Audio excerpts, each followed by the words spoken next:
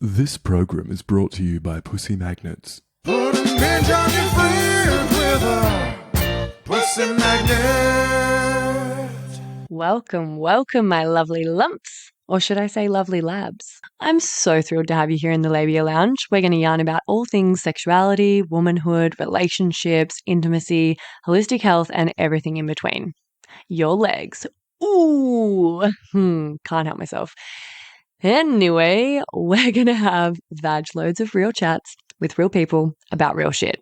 So buckle up, you're about to receive the sex ed that you never had and have a bloody good laugh while you're at it.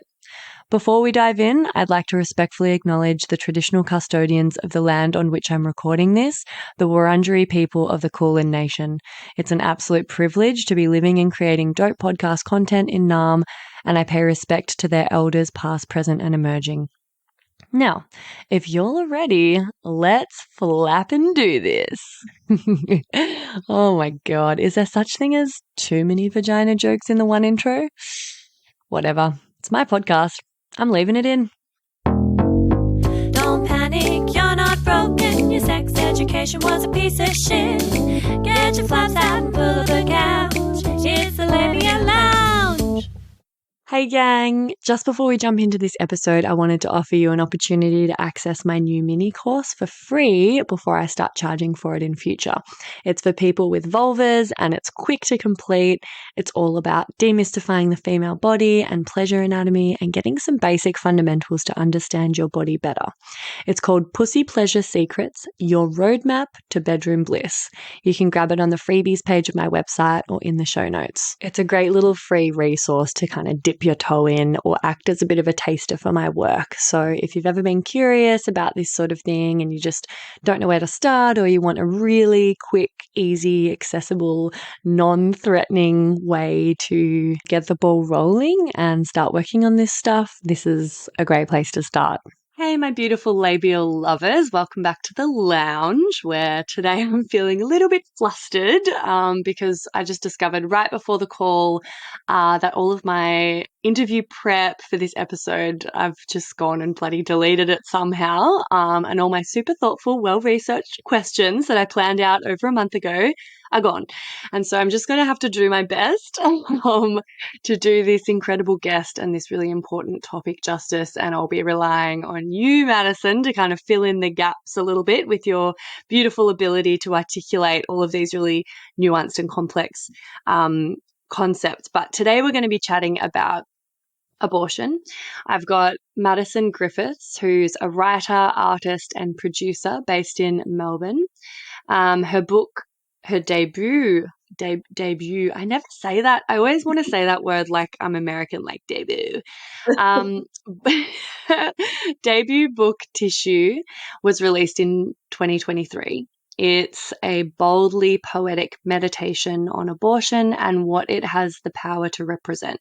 She's the co-producer of Tender, an award-winning Broadway podcast that follows what happens in the aftermath of abusive relationships. So definitely check that one out as well.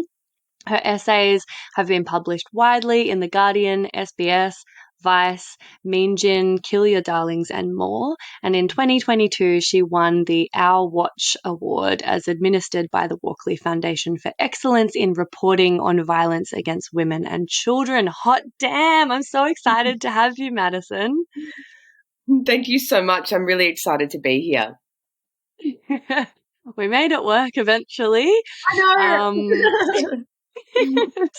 One of those things, this is why I was like, I'm not prepared suddenly, but let's just fucking do it, because we've kind of been playing ping pong and, you know, not lining up, and both of us have had to cancel or reschedule. So yeah, we're here, we're doing it. Lovely to see your smiley face. And I guess to get started, I would love if you feel comfortable sharing a little bit about your own story that led you to write the book Tissue, you know, how your choice to terminate a pregnancy forced you towards some pretty massive self-realizations and reflection overall. Absolutely. So I fell pregnant in the middle of a lockdown in Melbourne, one of like the most arduous lockdowns. It was one, you were allowed one intimate partner, and curfew was 9 p.m. and excuse me, and everything was incredibly tense and policed. So I fell pregnant during that period of time, and I was 28 when that happened, and I remember being so overwhelmed by what I thought I would feel versus what I actually felt. What I thought I would feel if I were to sort of conceptualize of a time where I were to fall pregnant and not want to continue a pregnancy, or rather not be in a position in my life where that felt like a viable option. I drank the Kool-Aid. I've been a feminist for a very long time. I always sort of had this very staunch my body, my choice mentality, which has not wavered in the slightest, obviously. But not once did I imagine there being a world of a complex emotional response to having to make that choice per se. And whether or not that had to do with the context within which I was falling pregnant, it was very much a soulless time where life itself, in its sort of atomical level or in its kind of biological level, felt fraught with complexity. I kind of resented the fact that it had happened then. And my impulse often when I experience anything quite distressing is to write about it. So I fell pregnant. I booked in to have an abortion. I got my abortion, and then there were a few nights following that abortion where I was struggling to sleep, and I drafted an essay in the middle of the night that I pitched come the morning to The Guardian, which was about getting an abortion during a state-sanctioned lockdown. And I guess I wanted to speak about how infantilizing something like a lockdown is experience. You know, you feel almost like a grounded teenager, and then you're grappling with this kind of decision that you have to make. And you have to also imagine what it's like to bring a child into a world that's so obviously fraught at such a pertinent time. So I wrote about that. I pitched it. And then by the Saturday that week, so less than a week after my abortion, I believe I was still bleeding by the time it was published in The Guardian. And whoa, yeah, so I jumped on that. I jumped on it, and it was a wonderful experience. I think in retrospect, I was not anticipating being thrown into abortion discourse so quickly, so early on in my physical experience of undergoing an abortion.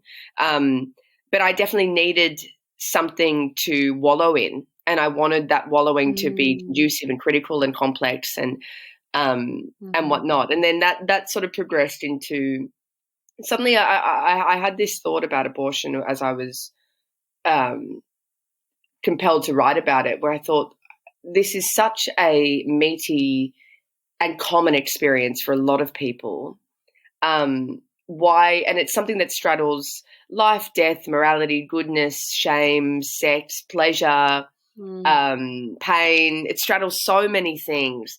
Why is it not one of, if not the most central theme in literature? I couldn't understand that. So I thought I want to honor this experience in the best way that I know how, which is to give it some sort of text, some kind of critical engagement, to sort of look abortion straight on and say, what are you trying to say to me? And what have you tried to tell us all this time? And I was very lucky that I was commissioned to write this collection of essays with my brilliant publisher, Bridget Mullane at Ultimo Press, and they handled it beautifully. And I wanted an opportunity to write not necessarily to the politics of abortion, but to the philosophy of abortion, what it represents, what it has the power to represent, what we lose when we lose it, even abstractly. So yeah, it was a really big time for me that I really appreciated the privilege of being able to relish in it. Epic. I imagine that the healing and integration that would have come from being able to write about it and also have a platform and have, that discourse, even though it was like potentially almost a bit premature since you literally had tissues still coming out of your vagina when it got published and you were thrown into that. Like, I imagine that would have been quite powerful and profound, and, being seen in that and having your writing read, and probably, I'm just assuming, you would have gotten a whole lot of Oh, beautiful letters from people being like, oh my totally. God, So like, So many, wow, that's so epic. many. That was amazing. Yeah, being able to, I guess, tap into something that, again, what I've always been interested in my work, the conditions of quite often the female experience, or the experience of women that are incredibly common but not normal. Like what's not. Yeah. That's not to say abortion isn't normal. The stigma and the shame is what isn't, that is not Yeah. normal. So I felt incredibly privileged to open a door there. And there are a lot of women that spoke to me that had never told anyone because they don't know how to place these. What they viewed as a kind of transgression, or what, a kind of blip in the road. They didn't know how to place that in their own lives. So seeing someone, I guess, build a kind of platform off of an experience that they've buried and they've felt shame for, was enough to evoke a kind of response. Yeah, absolutely. And it, like, I'm kind of kicking myself that I haven't read the book yet. I usually like to read the book before I do the podcast, and so, forgive me if I'm just sort of spouting stuff that's already in there. But my first thought is like, oh, I mean, the guilt, the shame, the stigma, the sort of silence that dampens this whole kind of topic. It makes so much sense because in my line of work, I'm in sexuality.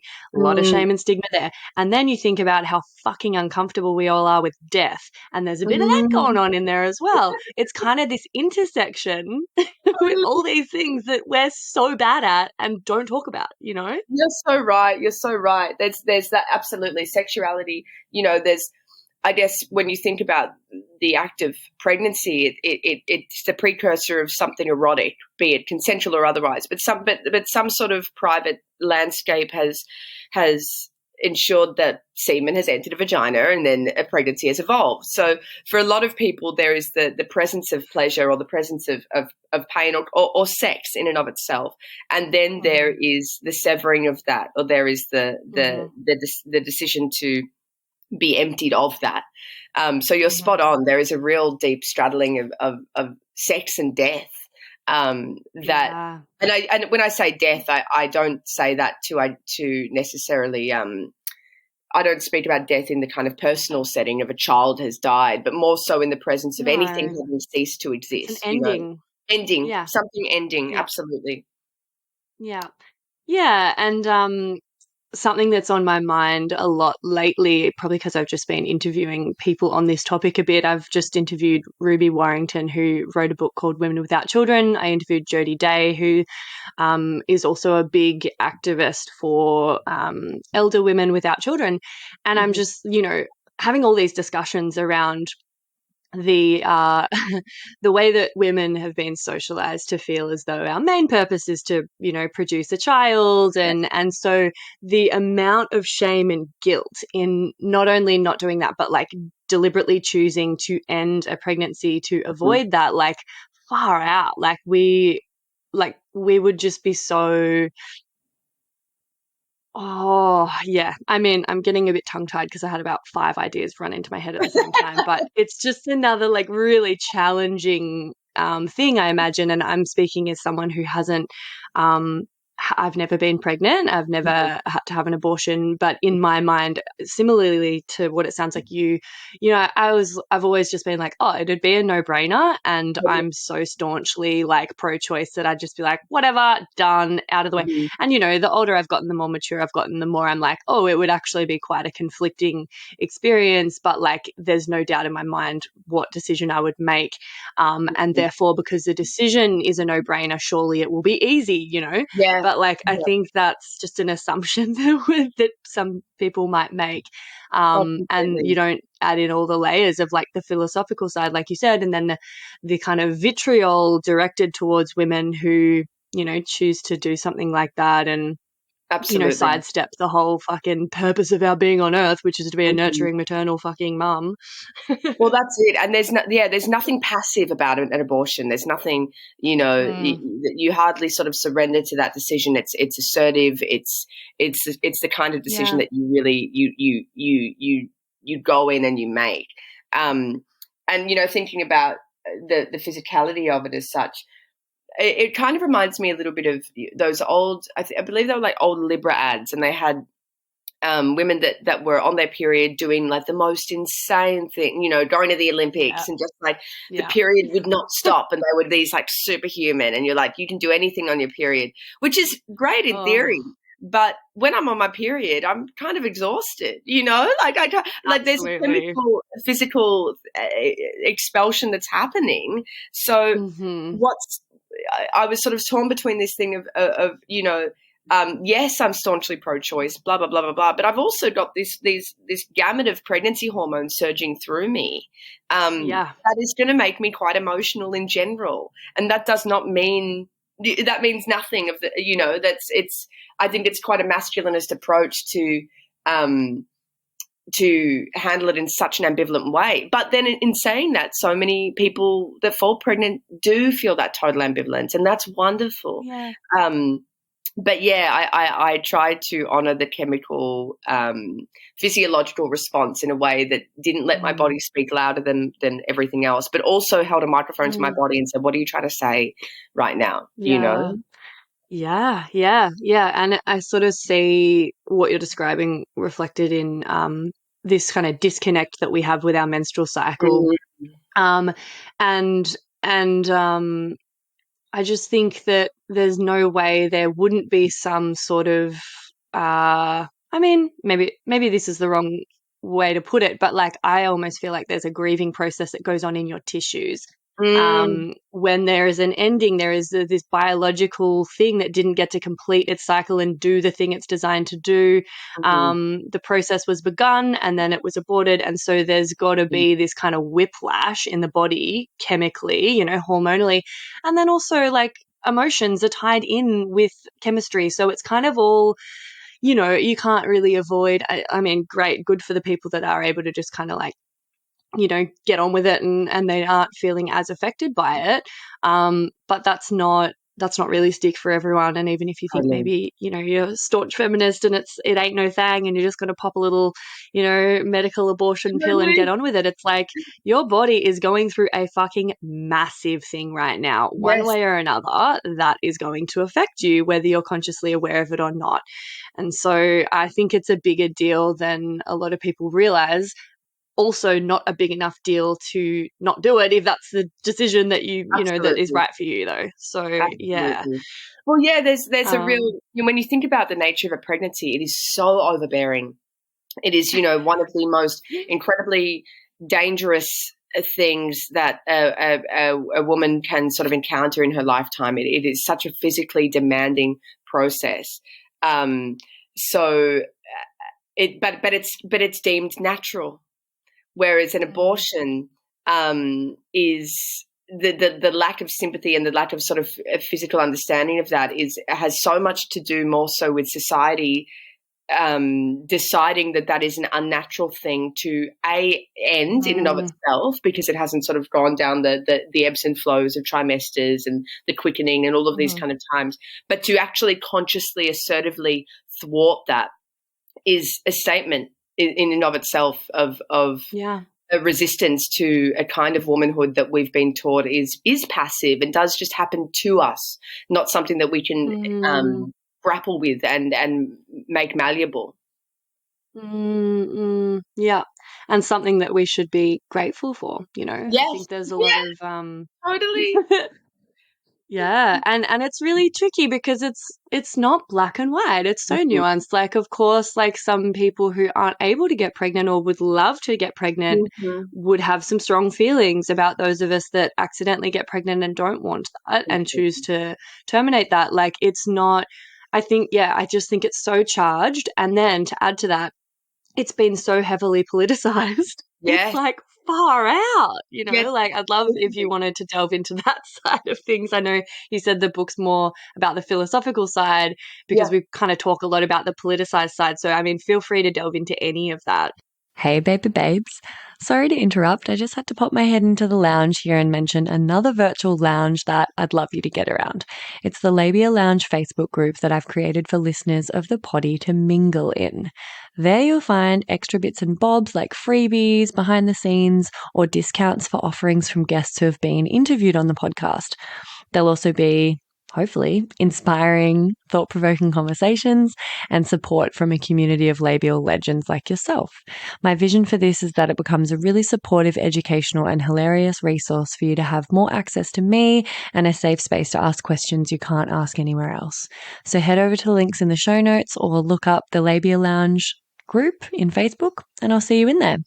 And now, back to the episode. Totally. I mean, the politics of it during my pregnancy journey and during the journey of writing Tissue was so felt because Roe v. Wade was overturned.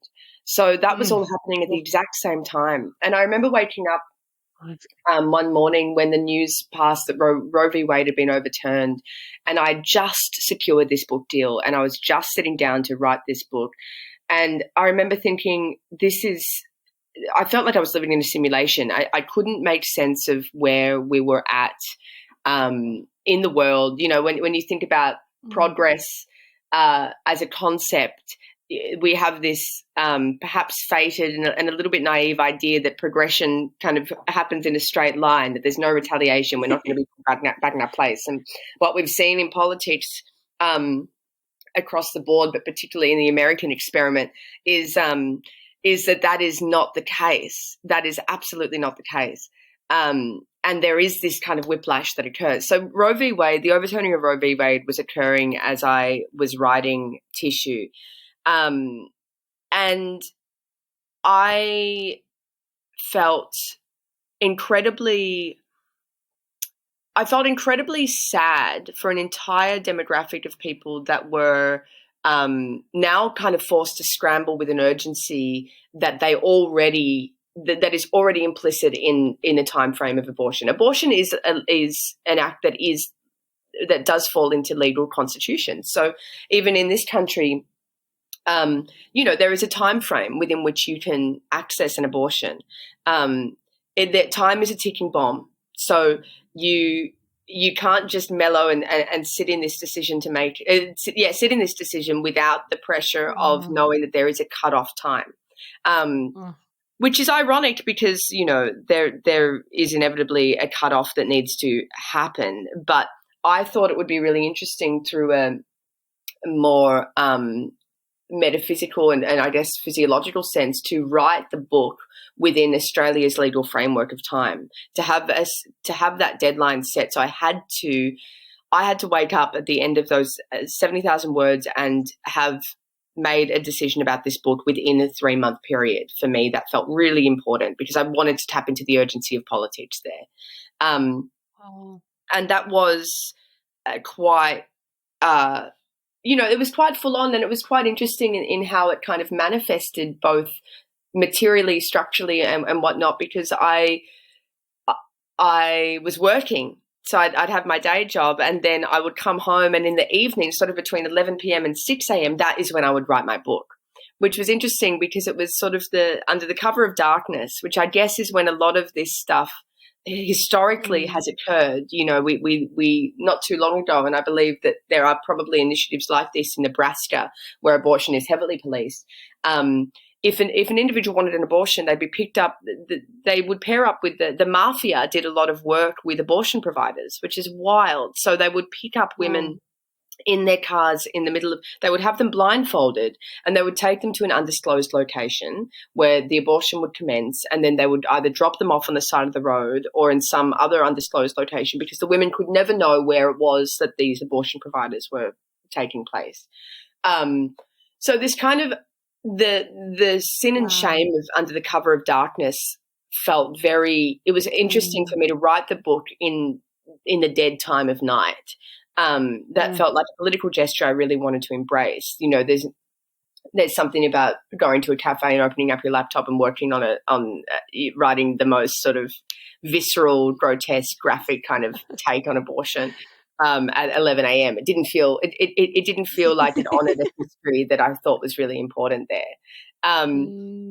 But, you know, I think with Australia, thinking about bringing it back to our home country, whilst abortion is now in every state is decriminalised, and that was actually a very recent thing that happened in Perth only, I want to say, in the last 12 months, completely decriminalised. There are so many other access requirements that inform an individual's decision and how they're able to make it. So, yes, abortion is decriminalised, but in a lot of Catholic churches or churches that are supported by the state, Catholic hospitals or hospitals that are supported by the church, they have the right to reject. They can say no. And then you're grappling with, if you've got a woman that's stuck in the middle of nowhere who has no access to a healthcare provider that does not have their own stigma and shame and prescription about abortion, that's adding additional time that she does not have to make a decision that she does not want to have to make. And abortions are also very expensive. If you want to go to a reputable clinic, not that there's, but if you want to go to a private clinic per se, that's $600. A lot of people don't have that sort of money to spend. So there are so many structural elements here. It was interesting. When I wrote one essay that was looking at the climate emergency and its relationship to reproductive justice, and I found a study that showed that now in America, since Roe v. Wade was overturned and all of these abortion providers had their gates locked, women were expected to travel, I think it was like 1,000 times the amount of emissions just to access an abortion. So it had this wild blueprint on the climate. And when I consider the womb as its own climate, I'm like, oh my God, there's so many levels here that are so deeply sexist and deeply felt on this kind of intersectional landscape that decides that anything akin to femininity, and more so any woman that tries to manage her own femininity, is going to be materially and structurally punished for doing so.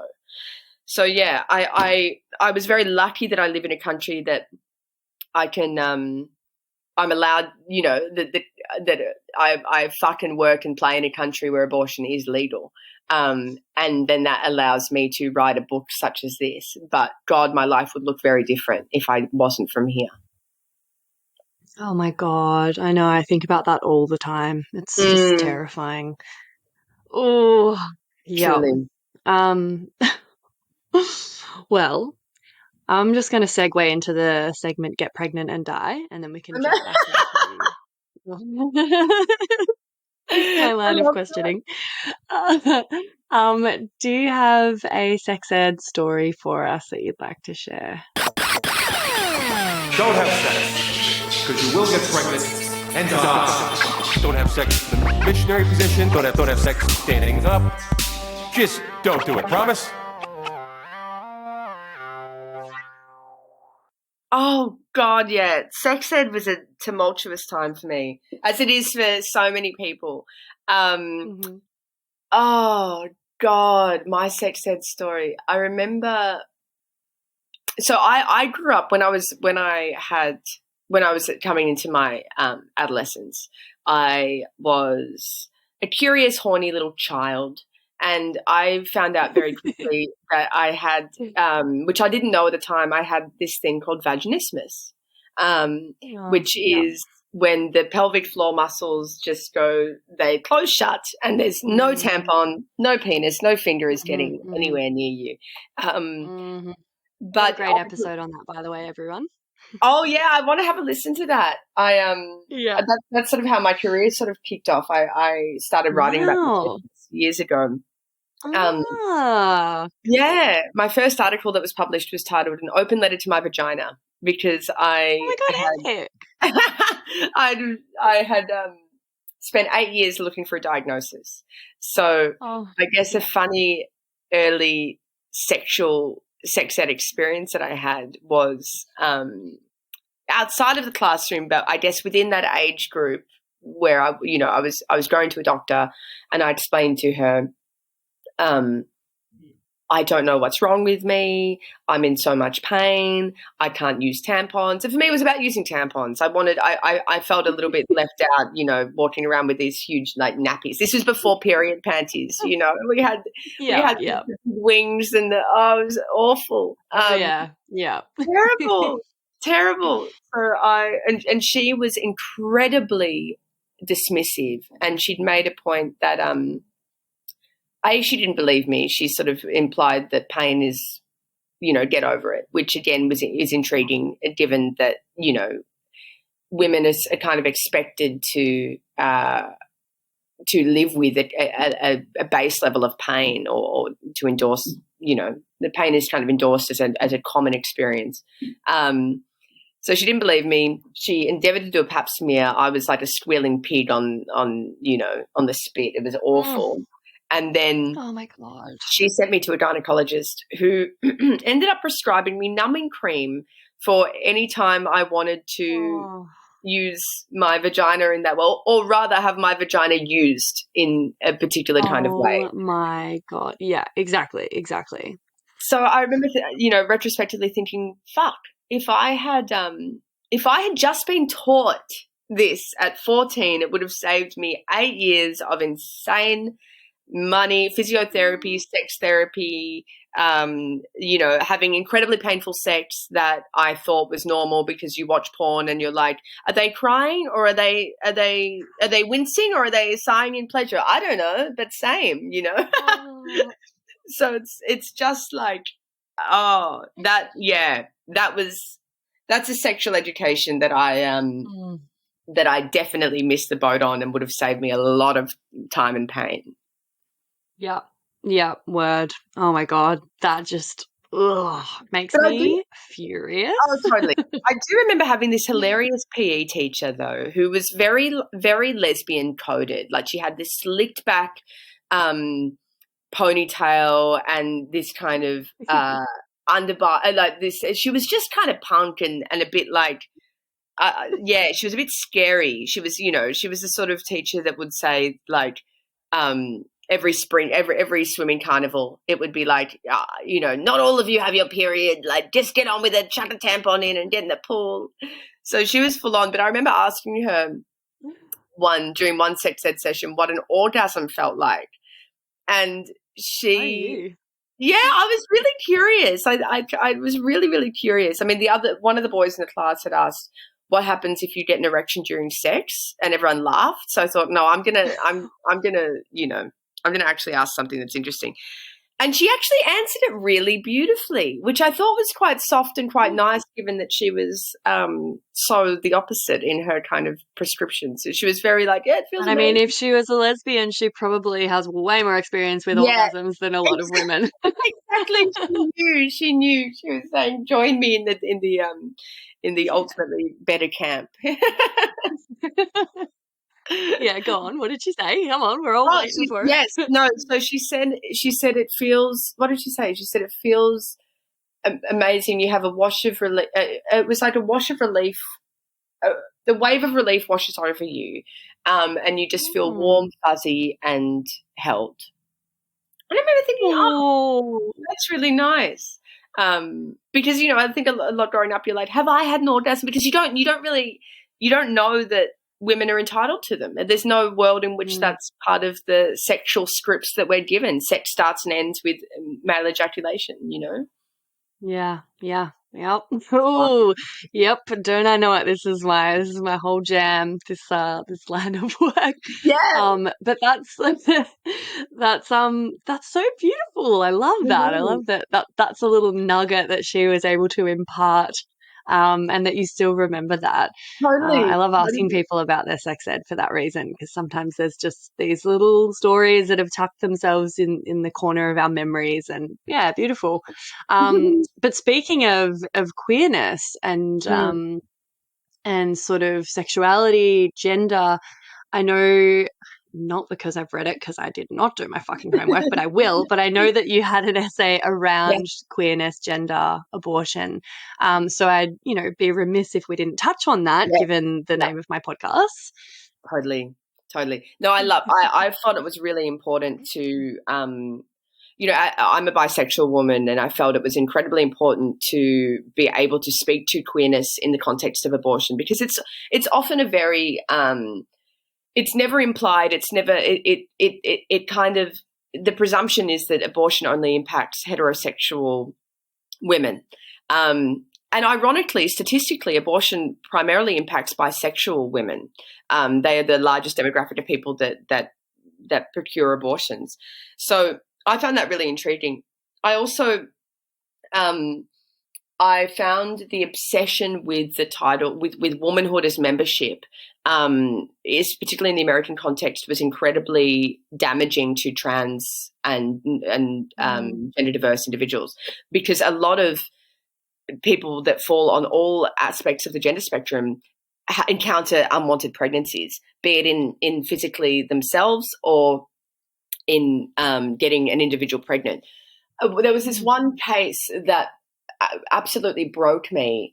That was about a trans man in, I want to say, he was in South America, and he was gang raped, which, this sort of, the world of corrective rape is very is quite an issue for a lot of people that present particularly masked, or people that have vaginas and present in a way that is contrarian to what they're meant to perform gender as. He was gang raped. And so wait, when you say corrective rape, I haven't heard that term. Is that like, oh, I'm going to rape the gay out of you or something? Yes, that is a term. Oh my God. That is a corrective rape was still it does exist, but it is a where the motivation of assault is to reinstill or reinject heterosexuality into an obviously queer person. It's kind of the most graphic and violent iteration of she looks like she just needs a dick in her. It's my God. A whole other level. And that's very common in deeply homophobic places. He experienced that, and he fell pregnant. And when he went to his doctor, he had this incredibly complex experience, because he went to his doctor, and his doctor looked at him and said, "You're a man." And there was this moment of complete exhaustion where he thought, yes, fucking thank you. I am a man. I look like a man. I function like a man. I am a man.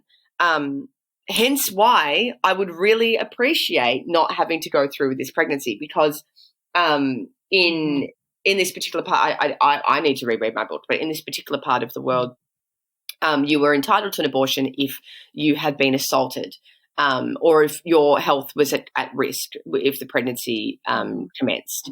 When they say health, they mean only physical health and not gender dysphoria, not other elements, obviously. Yeah. But yeah, if you'd been assaulted, he had been assaulted. But the caveat of the issue there was that the legislation said if a woman has been assaulted, she's entitled to an abortion. Wow. And they were going to be sticklers on language.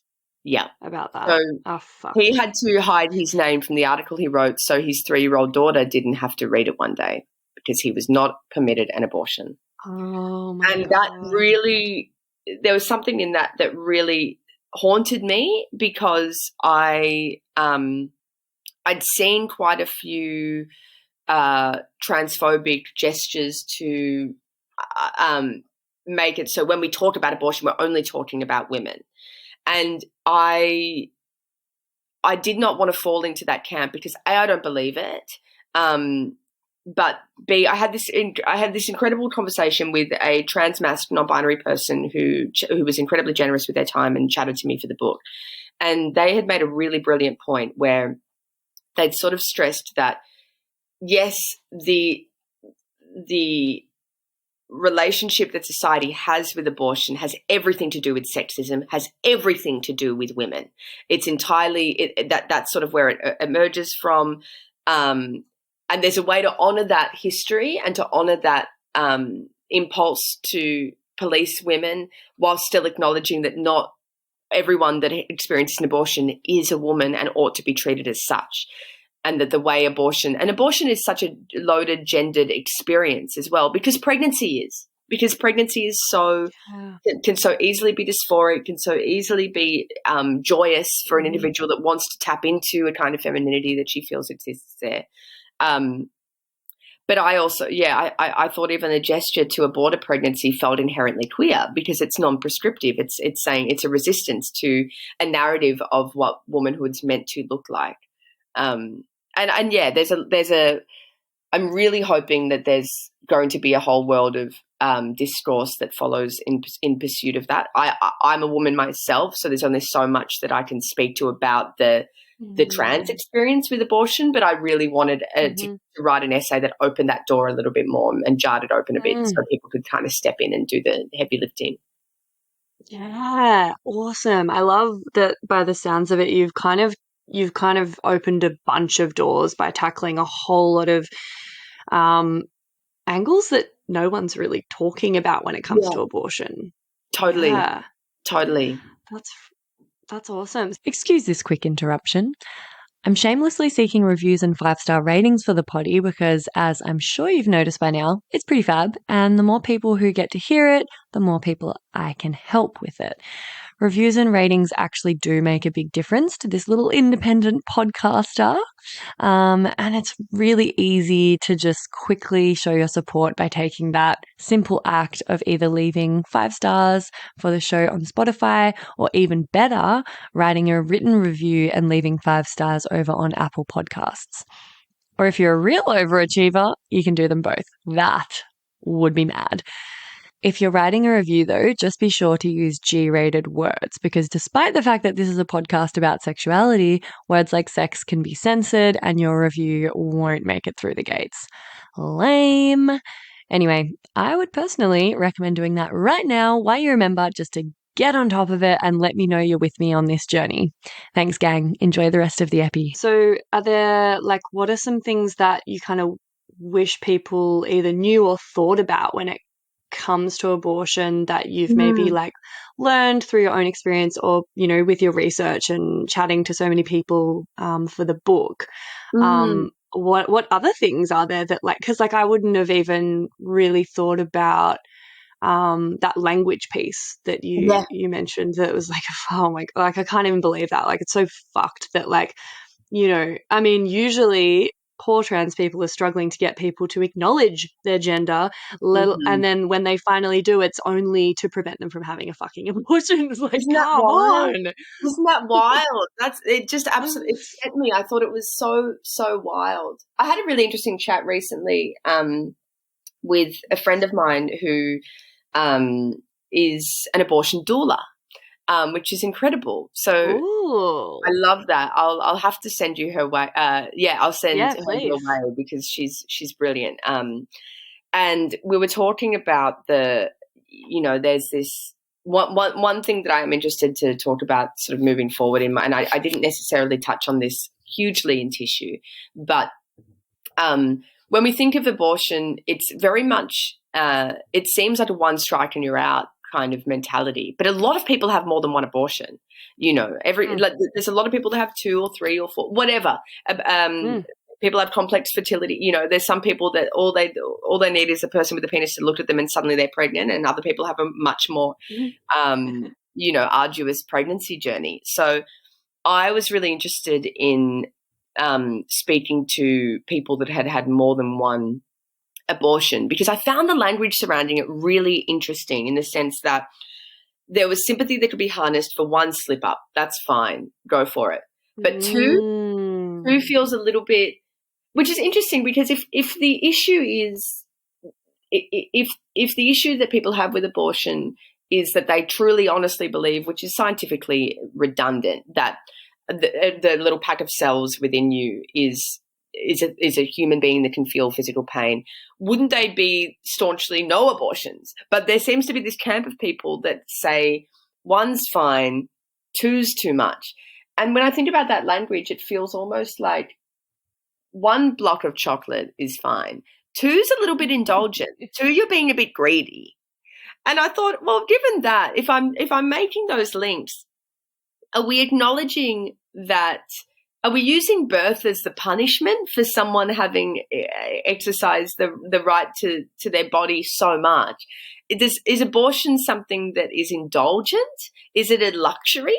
Because I don't believe it is at all. But there is something quite complex and interesting and almost a little bit punk about the response that abortion is indulgent, like, oh, you're really going to exercise your right to your body again. Like, we only get to do that once, ladies. Like, stop trying to be greedy here.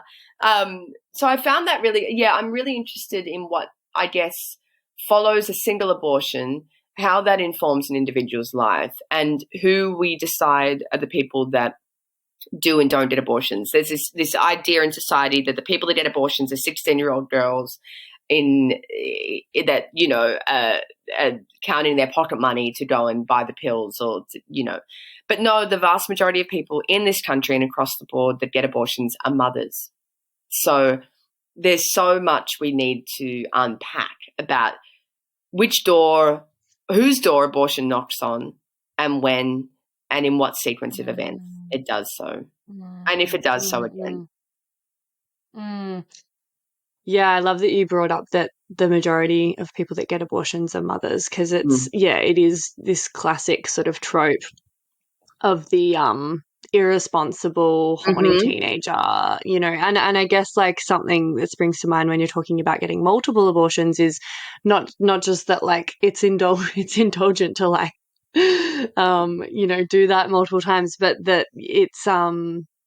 it's kind of your fault for fucking up multiple times. Like, didn't you learn from the first time, like, why are you so careless? And it's kind of, once again, putting all of the blame and the focus on the woman. And it's kind of like, this doesn't happen in isolation. Like, it takes two. Yes, totally. I'd love to chat about like the partner or the penis's role in abortion and everything like that, because I think like the women really cop, or like the people with the womb really cop all of the judgment and the shame and the guilting and the like, oh my god, like you're so careless and irresponsible and like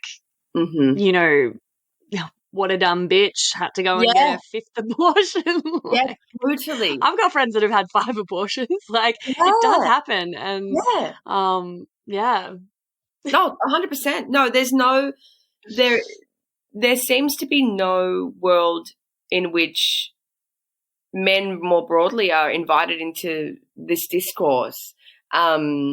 There's no representation of a man that has supported a partner throughout an abortion, or even, and not necessarily, that's even prescriptive in and of itself. Like, I know I have men in my life that have gotten people pregnant that they weren't in relationships with and have been absolute monsters about it and have just sort of divorced themselves from there's this kind of idea that I think where the conversation starts and ends is very mathematical. It's I'll pay half. Hang on a second. I think if an individual, if two people encounter an unwanted pregnancy and one of those people are literally bleeding for it, are putting their body on the line, the least you can do is pay the full amount because they're paying the full amount.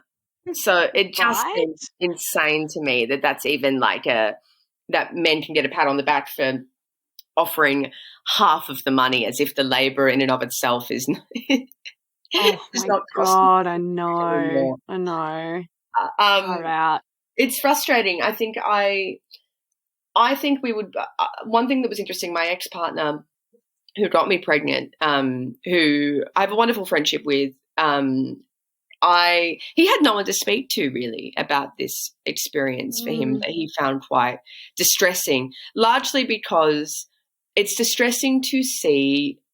If you take all philosophies of parenthood and life and whatnot aside, it is distressing to see someone you care about in so much physical pain. Yeah. So he found that quite confronting, and he had no friends to, I guess, speak to about that. And I found it really distracting that when I started speaking about abortion, every woman in the northern you know, in the north in Melbourne was suddenly saying, I've had an abortion. And I'm thinking, okay, then like there would be so many more men that have contributed to unwanted pregnancies. Yeah. Where the fuck are they? Why are they not talking to each other? Why don't they like create some kind of support group or even just like some sort of conversation about the responsibilities of sex and what it looked like when that was challenged, or, you know, or how to support an individual that's encountering an unwanted pregnancy. I was very lucky that my ex-partner has a brilliant relationship with his mother, and she'd had 2 abortions. So she was really present in my experience with him, and she made that very felt. But I've got a short film that's coming out at MIF this year, and it's called Punctum, and it was produced and directed by Jess Stefanos, who's an amazing director and producer, and she actually stars in it.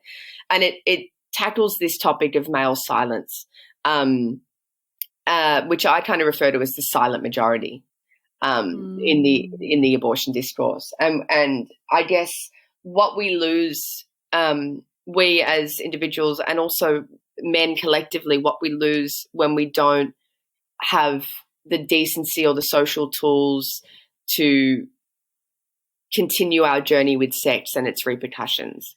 I think socially and physically, women across the board and people with vaginas know what it's like to have to pick up the pieces of their own anatomy. You know, once a month there's a pair of underwear that gets, you know, becomes a victim to bites the dust.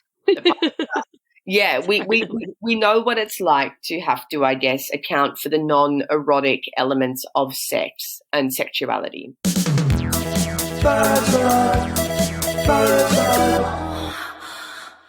So that comes naturally to us, not because it's ingrained within us, but because it's socially taught.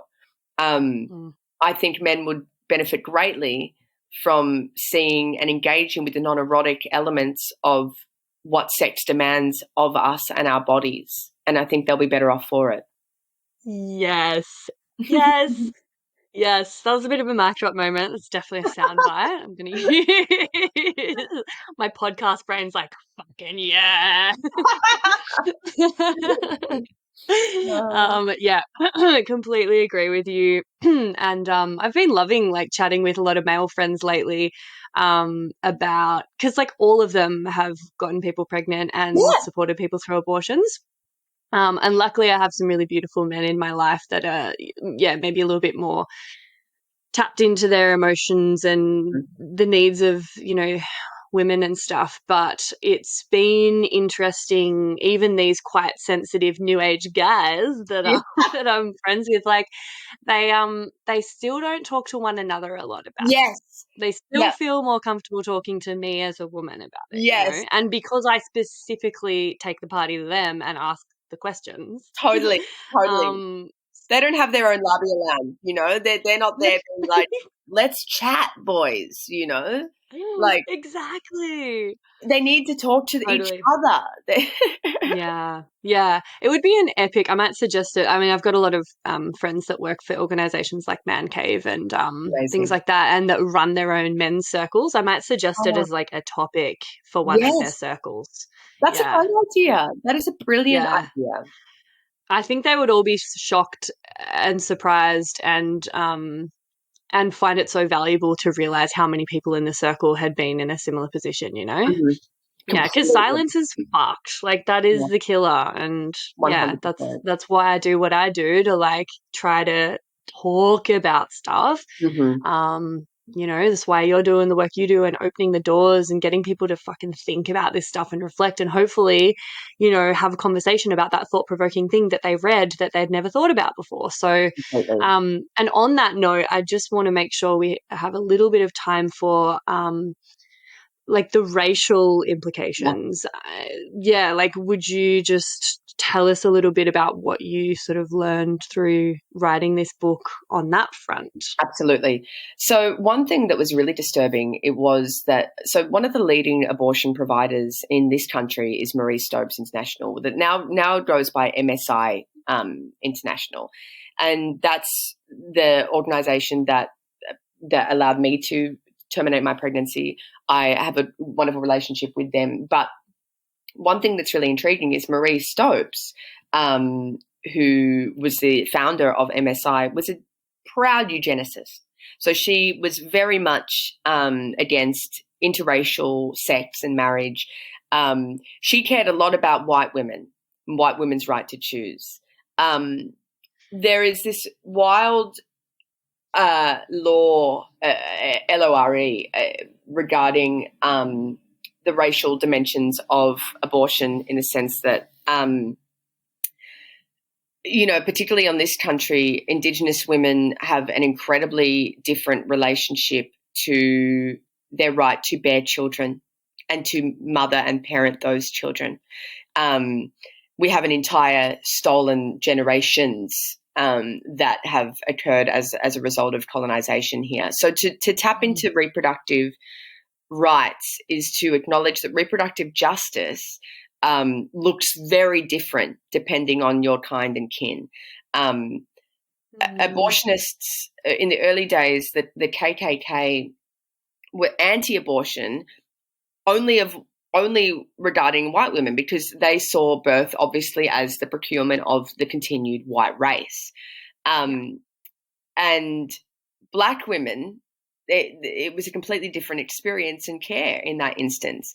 I attended a panel a couple of years ago on Safe Abortion Day where there was an Indigenous woman on that panel who was incredibly fucking generous with her story, and she spoke to the complexities of deciding to have an abortion as a First Nations woman and what that meant in terms of her lineage, in terms of her legacy.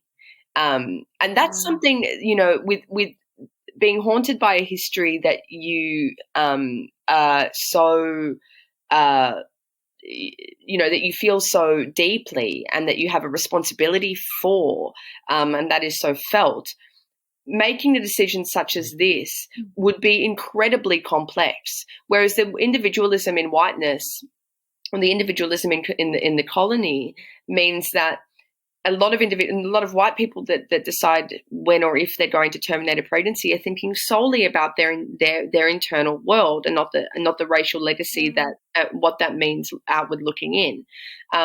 What does it mean for an Indigenous woman to terminate a pregnancy? It means very different to what it means for a white woman to terminate a pregnancy.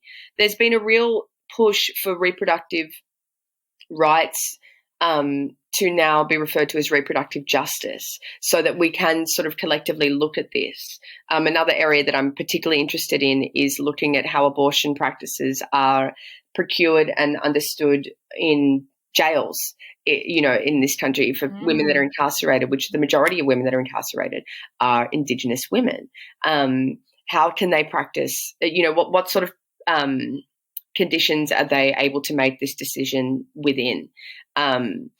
So that, there's a world of racism that has really infected the pro-choice movement, and that is implicit in the anti-choice movement, absolutely. But it is something that we all need to be mindful of when we talk about abortion and just birth in general. What it means, what pregnancy looks like for those of us whose legacies and bloodlines have been so severely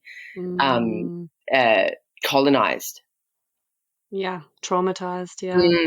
Yeah. And, even like just the medical system and its treatment of people of color, and the fact that up until not that long ago, like doctors that are in that Gen X or older, like they were literally taught in university that Black people don't feel pain. Yes. Totally. It's like the decision around an abortion is one thing, and there's so many layers, and with the legacy and the lineage, and then also intergenerational trauma that they may want to either not continue or try to break the cycle of. Yes. But then it's like, if you then get to the stage where you're in the medical system, whether to get a procedure to terminate or whether to give birth, you're going to be treated fucking differently, and your pain is not going to be taken as seriously, and your needs and your sovereignty and autonomy is not going to be, given in the same way, not that it really is in the Western medical system to anyone, but like, there's that whole extra layer of racial, mistreatment and oh my God. It's a big topic. Yeah. I'd terrible. love to and it's a weird and clumsy kind of segue to just jump into the TMI segment here. Sorry, guys. I think I'll have to do a whole podcast episode about all of the different things that we've just spoken about. But do you have a TMI story for us before we wrap up? TMI, we love it. TMI, we love it. I do. So this I mentioned in tissue, and it was one of those things that was something that a few reviewers really stuck on, and I felt so weird about it for a long time. But essentially, so when I fell pregnant, the person who I fell pregnant with, we ended up in a wonderful relationship, but in the early days of our relationship, and I'm doing that in air quotes, I had a lot of resentment. And I was also just angry, I think, on like a broad gender space of why the fuck do I have to go through this? And it was physically, I had a medical abortion. It was physically the worst pain I've ever experienced in my entire life. So I went one stage, I was in his share house at the time that he shared with two young men. And I went to the bathroom and I dropped a dollop of tissue into the toilet bowl and I was bleeding profusely.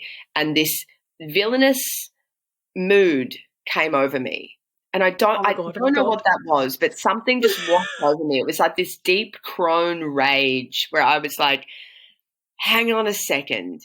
I hate this. So I stood up and I wiped my vagina all over the toilet bowl and got blood everywhere. It was a murder scene in there. It was just absolutely horrific. There was blood. So I put my fingers inside myself and splattered blood around the bathroom, and then it was insane. I was like, I can't believe I'm doing this, but it felt so good. And then I walked out of the bathroom and I very coyly, I was really weak and he was being amazing. He had the whole, care kit going. And I really coyly was like, I'm sorry, I think I might I think there might be a little bit of blood in there. And just the thought of him having to go in there and scrub the blood from the seat and the walls. I was like, oh my God. But I never ended up telling him that until I was working on the manuscript and I was reading out sections aloud to him. And I read this section and he looked at me with the most horror-stricken face because he just believed that I'd gone to the bathroom and my insides collapsed within and of themselves. And he was like, totally. He was like, I was that close to getting therapy for that scene. I thought that was just abortion. And I was like, well, I guess in a lot of ways it is, but I did use my vagina as a kind of blood rag and made you deal with that. So sorry. Oh my God. I can't even tell you how much I fucking love that. I actually thought when you started telling that story, I was like, oh my God, what an icon. She's going to pick up that wad of tissue and cells from inside the toilet, take it out and throw it at those guys sitting on the couch playing video games. Totally, I fully have seen it. But I kind of love yours better. I love that he didn't even say anything. He just probably would have cleaned it and been like, "Oh my God." Yes. This is terrifying. Oh, absolutely. Like the viscerality. I was like, no, we're in this together, son. Yeah. I back it. I fully back it. I think it's fucking great. And just like such a refreshing and raw kind of way to It's like it's an outlet that most people, especially people in female bodies, have been Yeah. like socialized and conditioned to, like, you know, not make a fuss, not make a scene, Yes. not do something so dramatic or, you know, Totally. gross or disgusting or spiteful. Yeah. But like that sort of primal raginess that you were feeling, Mhm. like, I fucking love that you didn't suppress that. You were like, I don't give a fuck. Do you know what? I'm going through the most fucked up shit ever right now. And it is bullshit and it is not fair. And they are not going through this. So I am going to just do something a little bit childish and Yes, gross. Like, I totally. love that. Totally. I was You have a making, fucking blood tantrum. yeah, I was throwing an abortion tanty. Yeah, I fucking love it. Hashtag abortion tanty. Let's fucking bring it on. Yes. It's so good. Oh my God. Cool. All right. Well, before we wrap up, is there anything that I haven't asked about that you would have liked me to ask so that you can touch upon it? Because it's a huge topic, obviously, but are there any kind of glaring gaps that you feel like we could just fill before we wrap a bow on it? Hey, me again. If you'd like to support the potty and you've already given it 5 stars on whatever platform you're listening on, I want to mention that you can buy some really dope merch from the website and get yourself a Labia Lounge tote, tee, togs. Yep, you heard that right. I even have Labia Lounge bathers. Or a cute fanny pack if that'd blow your hair back. So if fashion isn't your passion, though, you can donate to my Buy Me a Coffee donation page, which is actually called Buy Me a Soy Chai Latte, because I'll be the first to admit I'm a bit of a Melbourne cafe tosser like that. And yes, that is my coffee order. You can do a once-off donation or an ongoing membership and sponsor me for as little as 3 fat ones a month. And I also offer one-on-one coaching and online courses that'll help you level up your sex life and relationship with yourself and others in a really big way. So every bit helps, because it ain't cheap to put out a sweet podcast into the world every week out of my own pocket. So I will be undyingly grateful if you support me and my biz financially in any of these ways. And if you like, I'll even give you a mental BJ with my mind from the lounge itself. Saucy. And I'll pop the links in the show notes. Thank you. Later. No, I feel like this is really comprehensive. I had a really great time. I think we covered some really good bases. Sick. I'm so glad. I was just muddling my way through, but yeah. You did a brilliant job. I would never have known. Thank you. Well, yeah, you're amazing to speak to, and I love the way your brain works. I love what you're doing. I would love to have you back on in the future as well, because I feel like there's so much we could talk about. And I'm gonna go and immediately get your book, as I recommend everyone does.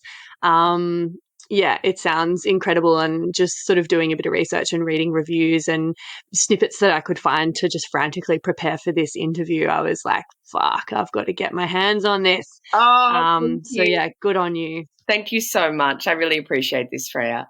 I'll put all of the links to your work and where people can buy the book in the show notes. And yeah, would love to also plug your short film was it coming up in the spring? Coming up in Myth. No, Myth. In Myth. It's called Punctum. It follows the story of a woman the night after her abortion. So I really wanted to – it was originally pitched to me as a film the night before an abortion, and I thought, fuck it, let's let the audience sit in the actual lived reality of this and not feel like they also have the choice here. So it starts from the night after an abortion and follows her kind of sleepless night as she's playing on her phone, taking selfies, chatting to a friend, and getting through the dead time, so to speak. Yeah, cool. And when is that? That's in August. That's mid-August. There's 2 screenings at Acme. I'll send you the link to the MIF website, but you'll be able to find tickets. Great. Okay, cool. I'll make sure I get this edited and out before then, so people can have a chance to make it to that as well. Awesome. Beautiful. Thanks so much, Madison. Thank you. Next time. I'm looking forward to it. Yeah, me too. And that's it, darling hearts. Thanks for stopping by the Labia Lounge. Your bum groove in the couch will be right where you left it, just waiting for you to sink back in for some more double L action next time. If you'd be a dear and subscribe, share this episode, or leave a review on iTunes, then you can pat yourself on the snatch, because that's a downright act of sex-positive feminist activism, and you'd be supporting my vision to educate, empower, demystify, and destigmatize with this here podcast. I'm also always open to feedback, topic ideas that you'd love to hear covered, questions or guest suggestions, so feel free to get in touch via my website or over on Insta. You can also send me in TMI stories to be shared anonymously on the pod. My handle is freyagraph_the Labia Lounge, if my account hasn't been deleted for being too sex positive, which, is always a possibility with censorship. But just in case the chronic censorship finally does obliterate my social channels, I'd highly recommend going and joining my mailing list and snagging yourself some fun freebies for the trouble at www.freyagraph.com/freebies. Anyway, later, labial legends. See you next time.